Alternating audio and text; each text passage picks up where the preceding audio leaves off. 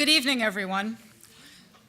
My name is Eleanor Harvey. I'm a senior curator here at the Smithsonian American Art Museum, and on behalf of Stephanie Stibich, the new Margaret and Terry Stent director of the Smithsonian American Art Museum, it is my great pleasure to welcome you to the Nan Tucker McAvoy Auditorium this evening for a lecture by our distinguished guest, Dr. Alexander Nemerov. But before I introduce Alex, I have one favor to ask all of you. If you were in possession of a device that looks like this, that lights up and/or makes noise, would you please take a moment to silence it and darken the screen now? We will be webcasting this evening's presentation, and we really don't want screens popping up in the middle of the auditorium in the middle of the presentation. Dr. Alexander Nemerov is in the midst of a very impressive career. He received his undergraduate degree from the University of Vermont in 1985 and his MA and PhD in 1987 and 1992, respectively, from Yale University in the history of art. He is at home both in academia and the museum world, having spent several summers here at American Art at the beginning of his career working with Bill Trutner, followed by a 2-year material culture fellowship awarded by the Smithsonian Institution's University Consortium for Studies in Material Culture during 1989 to 91, which allowed him to contribute an essay and remain involved in organizing the landmark exhibition, The West as America. That was before he accepted a position at Stanford teaching American art. He spent 9 years in California before moving back to New Haven to teach at Yale University, where he earned tenure and taught for 11 years. In 2012, he returned to Stanford, where he is now the department chair and Carl and Marilynn Thoma Provostial Professor in the Arts and Humanities. During this time, Alex has published extensively on widely disparate aspects of American art and culture. That range is evident in mentioning but a few of his many publications. His first book, Frederick Remington and Turn of the Century America, published in 1996, followed by the body of Raphael Peale in 1999. In 2005, he published Icons of Grief, Val Lewton's Home Front Pictures, and in 2010, Acting in the Night, Macbeth and the Places of the Civil War. In addition, Alex has served as guest curator for several notable exhibitions, among them Mammoth Scale, the Anatomical Sculptures of William Rush in 2002 at the Wistar Institute in Philadelphia, and Frederick Remington and the American Civil War, A Ghost Story, at the Norman Rockwell Museum in Stockbridge, Massachusetts in 2006. From the beginning, his career path has been intertwined with this museum, starting with his research and essay for The West as America, to 7 articles published in our journal, American Art. His book on Val Lewton brought back to light the career of the father of our longtime exhibition designer. He served as guest curator for the highly regarded exhibition To Make a World, George Alt and 1940s America, which we presented in 2011. We are proud to have him associated in so many ways with this museum and its scholarly endeavors. This year, Alex is in the midst of presenting the Mellon Lectures at the National Gallery of Art, just down the street. The first time a scholar of American art has been chosen for this honor. His topic there is The Forest, America in the 1830s. But in addition to all of the well-deserved accolades for his scholarship, Alex is also one of the nicest scholars I know in a field full of supportive colleagues. My fondest memories of Alex involve our arranging to take the summer interns here up to Baltimore's Memorial Stadium to watch the Orioles play baseball. Alex was not a casual observer of the game. He could and did explain the infield fly rule with technical accuracy, while simultaneously creating a fabulous symbolic mythology around the bright orange color of catcher Rick Dempsey's gear. His ability to find meaning in all manner of things and to communicate the joy he finds in those interests allows him to find resonance in topics we might never otherwise have thought to consider. This evening, Alex provides us with another remarkable journey through American art and culture. Titled Two Americas, One Place, Grandma Moses and Shirley Jackson, he considers the relationship between a painter of nostalgic American scenes and the writer of the infamous short story, The Lottery, from 1948. Despite living within miles of each other in Bennington, Vermont, and gaining popularity about the same time in the 1950s, these women present vastly different views of America. Will you please join me in giving a warm welcome to Dr. Alexander Nemerov?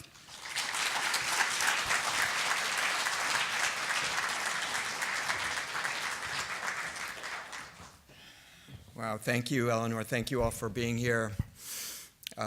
Eleanor and I go back a long ways, and when we were graduate students at Yale back in the 80s, and I remember as a humble first year asking Eleanor, who was a third-year student, exactly how to look at a painting, and she told me, so thank you, Eleanor. Also, I just want to say, just 2 days ago, my daughters and I were at Fredericksburg, Virginia, at the battlefield there, and we met someone named Lois, who was just retired from a position in Cambridge, Massachusetts, who was just touring the battlefield, and we were talking to her, and she was reminiscing about her high school boyfriend back from New Hampshire who was killed in 1969 in the Vietnam War, and his name is James Sawyer, and so I want to dedicate this lecture to him. Oh Lord, oh shit.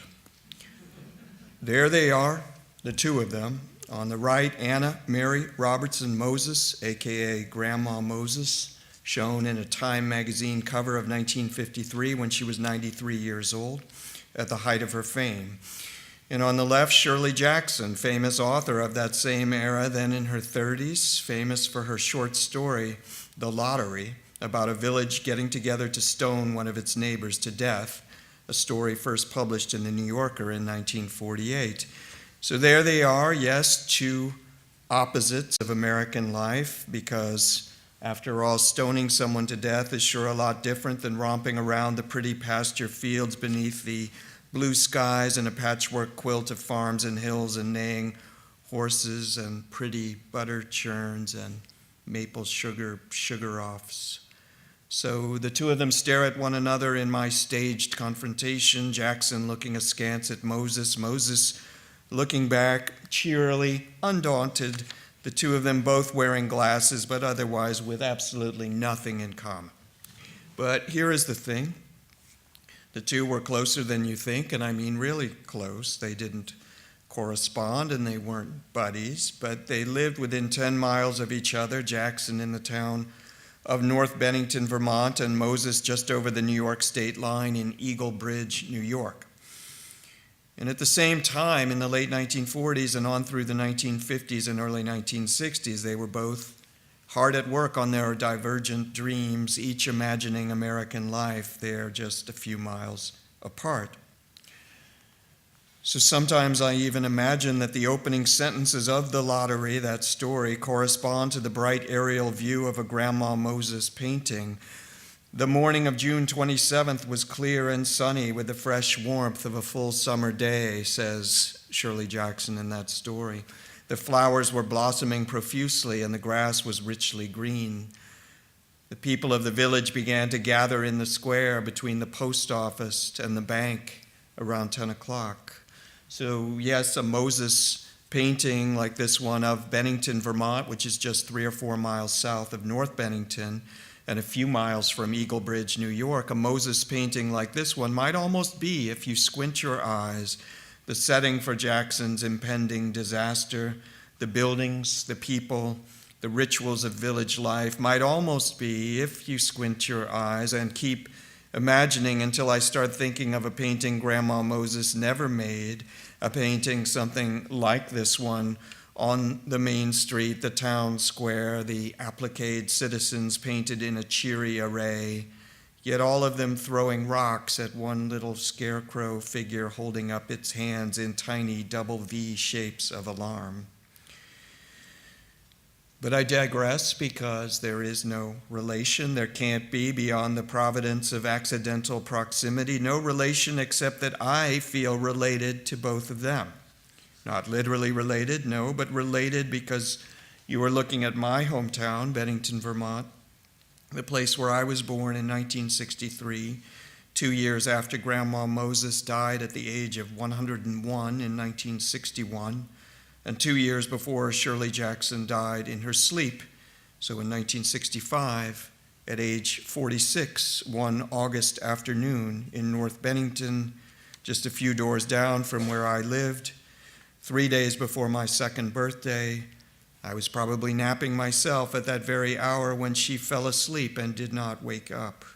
So the question of Shirley Jackson and Grandma Moses, you could say, is local. It's very personal for me, and personal in a way, too, that allows me to glimpse what really connects them, and that is the bond of their different arts, which is their equal interest in inheritance, in how we get to be who we are and do what we do, in how times before we were born or when we were children determine our lives, determine them not in some simple way, but without our choice, without our say-so, without our consent, setting out our paths to success and disaster.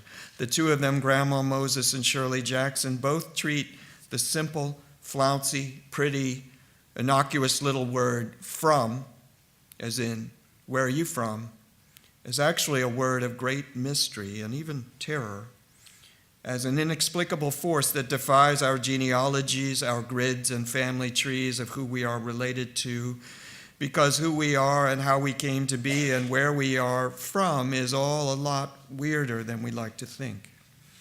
And all this thinking about that word from was going on in the place where I am from. So Grandma Moses' paintings, like this one called Belvedere from 1945 in the Fine Arts Museums of San Francisco, these paintings came to her out of her girlhood, came to her many years later, unbidden, when at age 76, in the year 1936, her husband having died 9 years earlier and her own hands too rheumatic for farm work any longer, took up again, after a hiatus of more than 65 years, the paintings she had loved to do as a child. And there it was, that talent, that interest, right where she had left it. It all came back to her, bright and lush, intact, her girlhood of using berries and grapes to stain the bonnets of her dolls and paper cutouts. It came back to her out of nowhere. Grandma Moses was the medium of herself. So it is not just the farming scene we see or any particular anecdote in it, the train crossing the bridge up there, for example, the wagon and team of horses fording the river in the foreground, not any of those things, but the mysterious apparition of the whole picture, fresh from the 1860s except made in the 1940s, that amounts to a very peculiar case of this word from. Because though you may go from here to there in this painting or in any of Grandma Moses' paintings, though you can always go along the curious pert little tracks and winding streams and farm and barnyard fence posts to the place of your destination, and I especially love this about her art, you may always imagine the path between this building and that building, there is no telling where the painting itself came from, out of what mist it appeared. So it was strange, it was mysterious, and it was very weird, not least to Grandma Moses herself. So in 1947, the year she painted this picture, which is called Summer Party, the New York Times published a piece she wrote called How I Paint and Why. And in that piece, she said that her success of having her paintings discovered only relatively recently at that point, discovered in a local store in 1939, and of going on to become a national art celebrity very soon afterwards, her work shown at MoMA, her face on the cover of Time, her work going from having sold for $3 a picture to as much as $8,000 or $10,000 per painting, and so on, that her success sometimes made her think, she said, and this is her quote, of a dream that my father once told at the breakfast table many years ago when she, Grandma Moses, was a child. he said in the dream, he said to Grandma Moses, then a little girl, I had a dream about you last night, Anna Mary. And she said, well, was it good or bad, Pa? And he said he didn't know, that it, in his words, depends on the future. Dreams cast their shadows before us. And Grandma Moses' father recounted the dream that he's recounting his dream now to her as a little girl. He was in a large hall, and there were many people there. They were clapping their hands and shouting, and I wondered what it was all about. And looking, I saw you, Anna Mary, coming my way, walking on the shoulders of men, so that you came right on stepping from one shoulder to another, waving to me. The painting, made so many years after that dream, emerges from the shadow of what will be, of what was somehow always foretold. The painting trails behind it the years it never was, when it yet somehow also lay in wait. The painting is a fruition, a ripe-colored emergence, as if out of the planted ground. The hills rise on the shoulders of the village.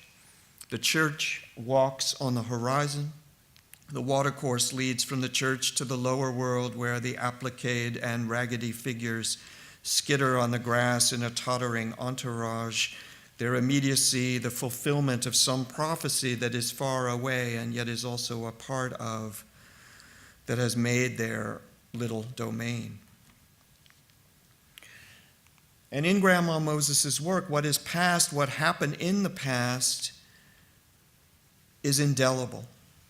So this painting, which is called The Thunderstorm, which is from 1948, recalls an event all the way back from 1867, when Anna Mary Robertson was 7 years old.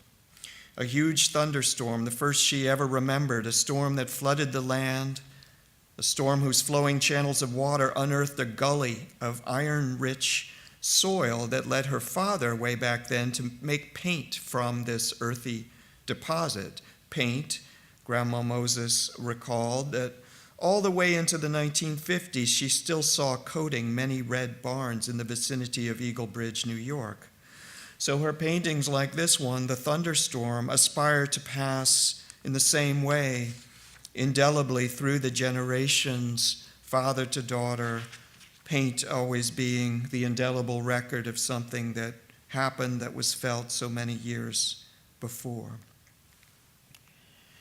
Genealogies, they can be simple, or so we would think, but they can also be really hard to explain. So this painting from 1943, which is called The Oaken Bucket, with the little girl drawing the bucket up from the well, just on the right, sort of right midground, right center, or far right in the foreground, actually.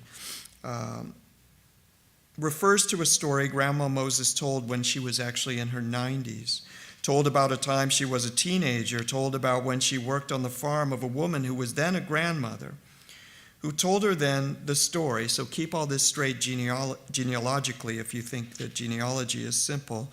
Told the story of her, so this is the grandmother telling the little baby future Grandma Moses, the little child future Grandma Moses, the grandmother telling of her great-grandfather, who back when he was a young man, wrote a poem called The Old Oaken Bucket, after which this painting is named. And who then, so the grandmother's great-grandfather, when he was a young man, who then, at that point, when he got to be a very elderly, took her, the grandmother, who was telling Grandma Moses the story when Grandma Moses was a teenager, telling her the story, however, about a time when she, the grandmother, was just a little girl, there with her great-grandfather, who was then very old, telling her the story of how this great-grandfather took her hand and then went to husk corn, he wearing a cape and carrying a gun, of how the two of them walked over the bridge where the cataract fell and onto the field of corn, and of how her great-grandfather spread his cape on the ground for her to play on and gave her an ear of corn for a doll, and of how then, in this same story, a large bear came down from the wild woods and commenced to eat the mound of husked corn, so that the little girl, there with her great-grandfather, was afraid and crawled under his arm. But the great-grandfather said, "Don't be afraid." And she fell asleep and woke up and saw the bear going away, and it was all okay. But, she said many years later, she never knew why her great-grandfather had taken her with him that day, or why he didn't kill the bear, or what any of this was all about. But there now in 1943 is the painting, The Old Oaken Bucket, not at all a literal depiction of that story, the story told through the generations, but a dream of the mysteries we draw from the well. The bucket being only one episode among others, the mill, the steer, the smoke from the chimney. Pick your own detail from this picture. But somehow a sign that everything there is drawn from some deep and underground and invisible source. Genealogy. And yes, what does it mean to look at a photograph of Grandma Moses at the age of 15? So I, for one, marvel at finding the grandmother in the girl. I, for one, marvel at the genealogical continuities of time, the way a person can be recognizably herself at age 15 and at age 93. And I, for one, marvel that I can utter a sentence that I never thought I'd ever say, which is that Grandma Moses is pretty cute. But beyond that, there's the peculiar marvel, which is almost the same. That is, it's almost the same strangeness, which is to say, how could the person who is 15 be the same at 93? How could this be? And yet it is. Even though Grandma Moses in this photograph is yet even to be a Moses, all of this in the future, the 10 children she would bear, the grandmother she would be of 11 more, the great-grandmother of another 17, she having herself 9 siblings in one of those big New York State farm families of that time. A portrait, we say, like the portraits in this museum, seems to be such a simple thing. And don't we sometimes say, at least sometimes, time is such a simple thing.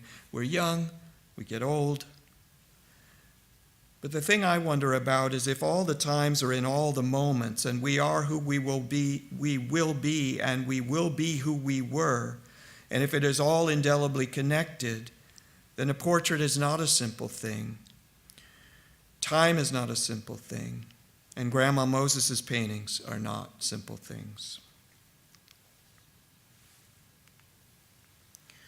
The lottery also deals very much in inheritance, inherited things, inherited traditions, things out of the past that act on us in the present. And there is Bennington, Vermont, the place Grandma Moses painted, the same buildings and Main Street, except now in a photograph of about 1948, the year Jackson wrote her story. Bennington there on maybe a bright June day, about 3 miles from North Bennington, where Jackson lived and wrote. In the lottery, which is set there as well as anywhere, the villagers, you know what they do? They follow tradition blindly. They inherit their ways. A character named Old Man Warner proudly announces before the lots are drawn on that fateful day that this is, he says, the 77th year I've been in the lottery. And the tradition, we learn, goes far earlier. The black box holding the ballots dates to the time before Old Man Warner was even born. And rumor has it that this black box was made of parts of a previous black box, which was a remnant of the time when the villagers, then fewer in number, used wood chips instead of paper to draw lots. And tradition is linked to generation, to families. At the lottery, each father draws for his family. So in the case of Bill Hutchinson, unlucky enough to draw the one paper marked with a black spot, this requires that there be a separate mini lottery in which each member of Hutchinson's household, father, mother, and 3 children, must draw again. And it is Tessie Hutchinson, Bill's wife, who selects the unfortunate paper and is consequently stoned to death. The villagers thoughtfully give Tessie's toddler a handful of pebbles so that he too can participate in the stoning. And there is something genetic to this ritual: stones and children, stones and generations. In the lottery, stones are the sterility of the village, its deathly rite of renewal and regeneration, the families, the kids, linked to the taking rather than the giving of life. It isn't fair, Tessie protests. She did not choose her fate, but her ill-starred fortune has somehow waited for her all along, gestating in the black box. Jackson herself gave birth to the story. You could say the story chose her to be born in whom, in the strangest way, which is to say she didn't ask for it to come. It just came out of nowhere. One morning when, after grocery shopping, she was pushing the stroller of her 2-year-old daughter, Joanne, up a hill, when the idea came to her fully formed, she returned home, put Joanne in her crib, and wrote the story, finishing it before her son Lawrence came home from kindergarten for lunch.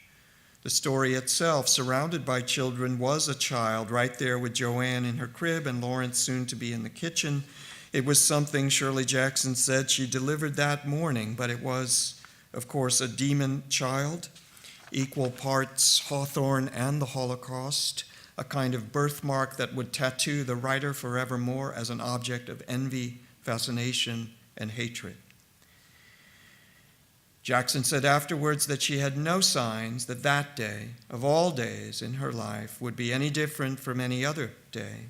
Her husband, the literary critic Stanley Edgar Hyman, believed that, actually in true fatherly fashion, that he had planted the idea, and that once he did so, she gave birth to it almost automatically as, in a way, his child, his offspring, his idea, though Hyman then later changed his story and said that his wife wrote the story while she was the dummy in a bridge game, a time when she had time on her hands, when she was walking around aimlessly with nothing else to do, and came back somehow with the lottery.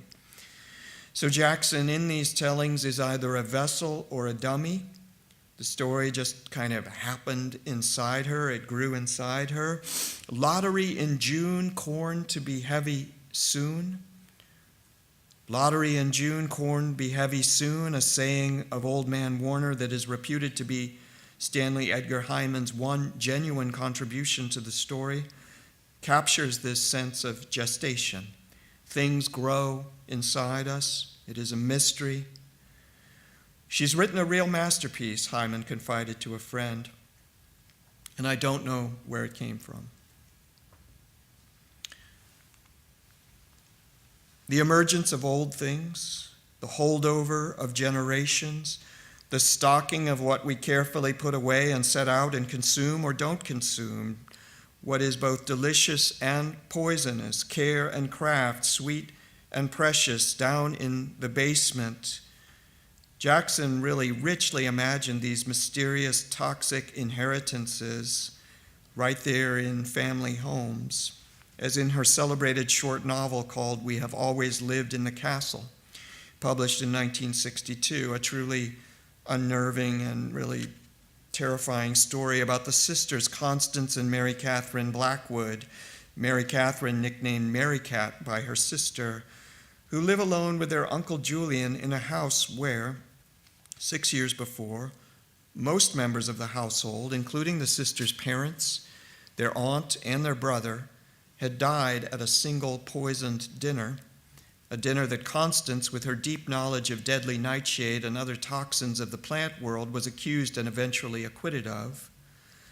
And now the girls, Constance and Mary Cat, loyal to one another, live in the big house, that same house, and down in the cellar of that house there were jars of jam, Mary Catherine says, made by great-grandmothers with labels in thin, pale writing, almost unreadable by now, and pickles made by great-aunts, and vegetables put up by our grandmother, and even our mother had left behind her 6 jars of apple jelly.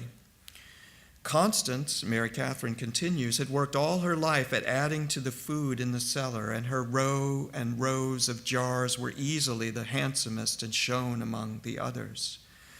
And taken all told, Mary Cat goes on to say, all the Blackwood women had taken the food that came from the ground and preserved it, and the deeply colored rows of jellies and pickles and bottled vegetables and fruit, maroon and amber and dark rich green, stood side by side in our cellar and would stand there forever. But the sisters and Uncle Julian, will eat only the jams and preserves that Constance has made. We never touched what belonged to the others, Mary Catherine says. Constance said it would kill us if we ate it.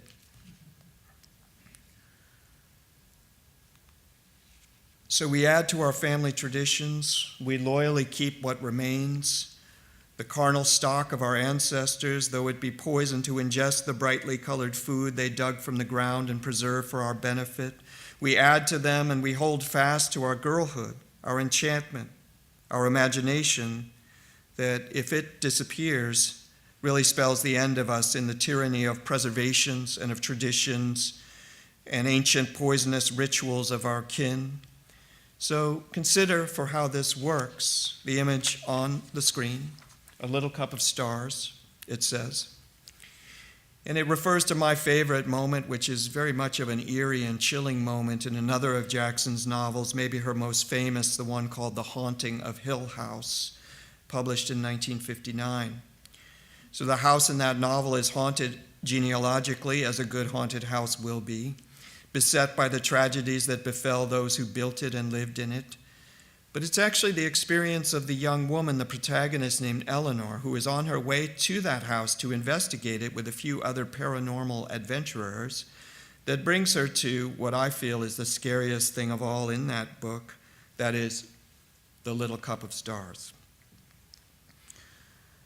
She encounters it at a restaurant on her drive to Hill House. Eleanor stops at the restaurant. It's pleasant, this restaurant, by a stream whose running water reflects glinting light on the ceiling of the restaurant porch set nicely on the banks of that stream. The only other diners when Eleanor arrives are a family, a mother and father with a small boy and girl, all getting along nicely, talking softly, though the little girl will not drink her milk. She wants her cup of stars, the mother says to the waitress. Her little cup, it has stars in the bottom. She always drinks her milk from it at home. She calls it her cup of stars because she can see the stars while she drinks her milk. And the mother then turns to her little girl and says, "You'll have your milk from your cup of stars tonight when we get home, but just for now, just to be a very good little girl, will you take a little milk from this glass?" And Eleanor, at the adjacent table, looks across at the little girl, and this is what she, Eleanor, thinks as she stares at the little girl. Don't do it. Insist on your cup of stars. Once they have trapped you into being like everyone else, you will never see your cup of stars again. Don't do it. And the little girl glanced at her and smiled, a little subtle, dimpling, wholly comprehending smile, and shook her head stubbornly at the glass. Brave girl, Eleanor thought. Wise, brave girl. That's what Jackson says. Our cup of stars, our little cosmic dream, a kind of occult astrological wisdom akin to the glinting of the stream on the ceiling of the porch, whatever enchantment it is that we, out of exigency and politeness, learn to lose, is Jackson's credo, the thing to insist on. It's our little portion of the cosmos, of the universe. We each get a little cup. The strange thing is maybe not that fact, but that we so willingly divest ourselves of it.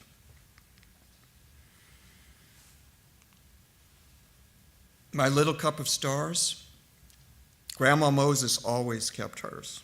She never lost her grasp of it. And on the screen is a very small painting, precious size, child size, that she made in 1948. Not a cup, but something you can easily hold in your hand, like this. A painting showing a white house in white snow. The snow glittering with sparkles that Grandma Moses added to the paint. The snow like a magic dust thrown over the scene. The house is Grandma Moses' own in Eagle Bridge. It is her place, her home, the place she is from. And that home here is no given, no simple genealogical emblem, but small and remote and fateful enough to make me think that deep in the heart of such things, such sparkling childhood things, is the quiet of how they came to be, and maybe the additional silence of how it came to be that we, whoever we are, each inherited such a tiny share of the universe, just our personal allotment of stars. How such things came to be, yes, but also how they come to be passed on, so equally important. So in November 1948, the year she made this, Grandma Moses gave this painting to a 7-year-old girl named Diana Korzenik, who had come to Eagle Bridge with her parents to pay a visit to the famous painter. Diana's parents, you see, had read an article about Grandma Moses in Life magazine and, interested in encouraging their daughter in the arts, had driven up to Eagle Bridge with Diana to meet with her. And Grandma Moses, being nice, had not only met with them, but offered actually to swap paintings with little Diana, which is how Diana came to own this painting, and how Diana, who is now in her 70s, recently gave the painting to the Bennington Museum. The child's view survives the child, survives the woman who was the child, and becomes the home of another little girl, Diana, whose home it is not, but into whose hands it is passed on. The little house is like a wrapped present. It always reminds me of that in and of itself. A precious pink and white package, neat and tied and gifted back then in November 1948, in the weeks just before the holidays. And it is a present that Diana Korzenik then gifted to the museum. The gift being essentially, however, a mysterious one, because it is the nature of this place, this remote, homely firmament, that the gift of it be given only on the condition that it never be opened. And so, in a funny way, it would be passed into my hands as something not to own, but to see. When a couple of years ago I met Diana Korzenik and saw this painting at the museum in the town where I was born and where my house is too. The house where I lived as a baby from 1963 to 1966, my first 3 years on earth. The house not far from Shirley Jackson's house, a house, my house, I've stood in front of essentially just recently without knowing a thing.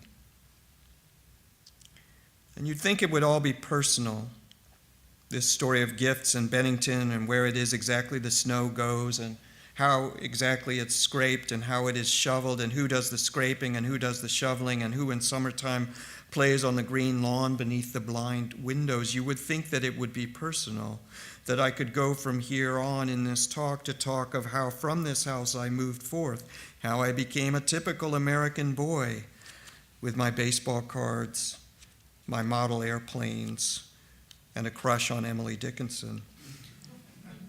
You would think it would be personal about how in this house, I was told later I never said a word. My mother told me that I didn't speak until the age of 3, but that somehow there in the town where Robert Frost was buried the year I was born, I internalized the rhythms of Frost's speech and became old like Frost, developed an old soul like Frost, as the boy who used to beat me up in elementary school used to say of me, that I had an old soul. Playground taunts were rough in those days. That I developed as a boy an old soul like Frost, so that I too have long known, really long known how to say, I have had too much of apple picking. I am overtired of the great harvest I myself desired. Or something like, but tonight I don't care to lie. I don't remember why I ever cared.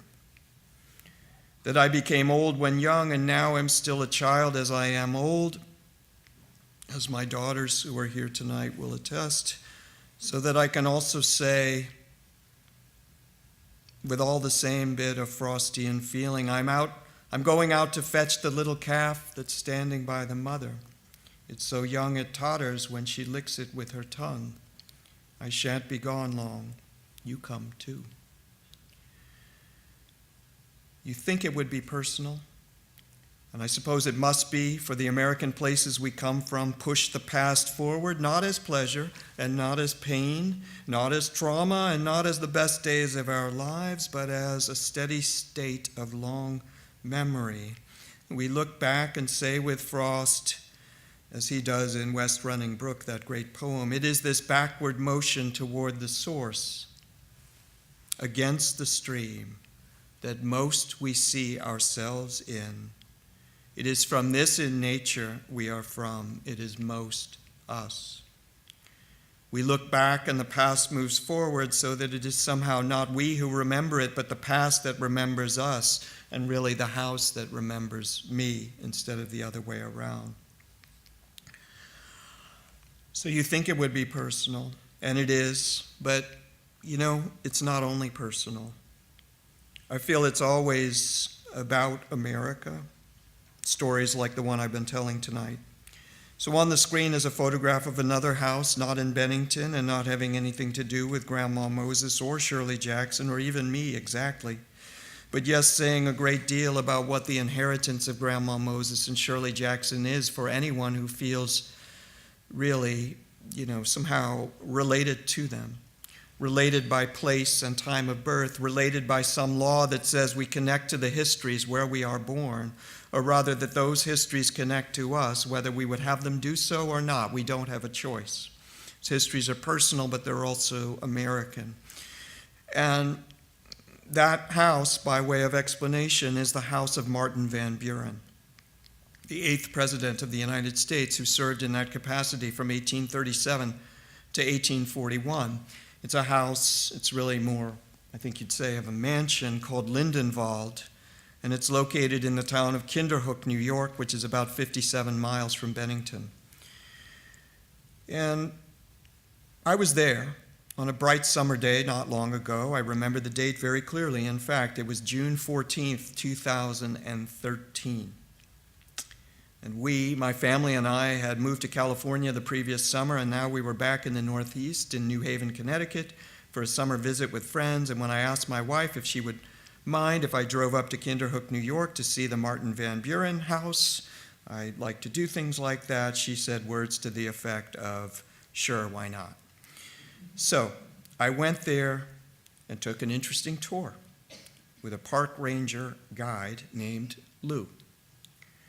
And it was just me and Lou and a couple in their 70s. People are not beating down the door these days to engage with the historical memory of Martin Van Buren, though he presided at a crucial time in American history, was a pro-slavery president, was in the White House during the trial of the slaves of the Amistad, for example, and was not only a machine New York politician, but a staunch Jacksonian Democrat and Andrew Jackson's anointed successor in those Manifest Destiny days. Lou, my tour guide, Lou was so nice. He was a retired 8th grade teacher with a degree from Marist College, I remember. He did really a great imitation of the Marty Feldman character in the Mel Brooks film Young Frankenstein, saying, "Walk this way," as he led us from room to room. And he gave me, not the couple, he gave me, at the end of the tour, some really nifty trading cards with historical persons printed upon them. Martin Van Buren himself, for example, that I've still got someplace. So the tour concluded. The elderly couple exited ahead of me while I stayed for a moment to talk with Lou. Imagine my surprise then when as I exited that door there, and looked out across this long lawn, which extends, some 200 yards to the road, so beyond even the greenery you're seeing here. Imagine my surprise when I saw the elderly couple, these people in their 70s who had left a little before me, running as fast as they could across this lawn, away from the house, and out towards this 2-lane highway that fronts the house at that distance of, 200 yards. And watching them come near the highway, I saw them move into a roadside grove of trees, somewhat like the ones you see in the photograph, but out like flanking on the shoulder of the road. So it was really difficult to know what was going on, but I could still see the highway embankment through the trees. And just then, as I remember, I heard a big rig, an 18-wheeler, come to a stop on the highway and start honking its horn repeatedly. So looking where the couple had gone, I heard the elderly man saying from across the lawn, "Get off of her!" And I saw pinned against then, as I walked up, against the embankment, a young woman screaming with a man, calm but strong, pinning her against the slope, the embankment of the road, not letting her get up. And again, the man from the tour, way out more than a football field ahead of me, was saying, "Get off of her." So now coming up close myself, I saw the young man still straddling the young woman, who was still screaming and yelling and telling him to get the fuck off of her. And I saw, too, then, at that point, a bicycle. I guess it was 2 bicycles. And it turned out, as park rangers from the historic site came running over, maybe about 7 of them in their uniforms, all of them, I guess, that were on the grounds, it turned out that the young man had thrown the young woman's bicycle onto the highway, that they had been riding on the shoulder, that the big rig had stopped and honked because she was actually going out into traffic to retrieve her bicycle, and the young man, who was, after all, calm and not yelling at her or at the people around him, was saying that he was holding her down for her own protection to keep her from going back out on the road. And as I watched, as the burliest of the park rangers separated the 2 of them, and they were both now standing in the parking lot, the young woman began to talk a lot, to demand, to insist that the park ranger was holding her hands behind her back. She began to say, you know, let me the fuck go because I'm suffering from PTSD, from things that happened to me as a child. And saying that the 2 of them, she and her boyfriend, were bicycling from Albany to Washington, D.C., their plan being to make it there by the 4th of July. Remember, the date that this happened was June 14th. That she was certain that he had stolen her money and that she wanted it back. He was all the while denying it, and a lot of other stuff that I can't remember, except that she loved him very much, that the rangers should let him go too, and that the gun then being discovered in her backpack is no cause for alarm, that it is for self-protection. I think that's what she said, though at that point when she mentioned the gun, I got in my car and left. And so the 2 Americas, the America of Lou and this other America of 2 drug addicts, 2 wayfarers, drifters on their way from here to there, going to Washington, D.C., happening to have a monumental violent argument in front of Martin Van Buren's estate, of all places. All of it happening to take place in front of me, and on June 14th, 2013, when, as I'd been reminded of repeatedly on the radio that morning driving up from New Haven, was the 6-month anniversary of the murder by automatic weapon of the school children in Newtown, Connecticut on December 14th, 2012. Newtown, Connecticut, through which I drove that day on my way from New Haven to Kinderhook. And yes, that June day was clear and sunny with the fresh warmth of a full summer day. And yes, the flowers were blossoming profusely. And yes, the grass was richly green. And yes, the grounds were a patchwork quilt. And yes, the figures congregated on the grass. I inherit a vision of the American past and the American present that is not my own, that I never asked for. Oh Lord, and oh shit. Thank you.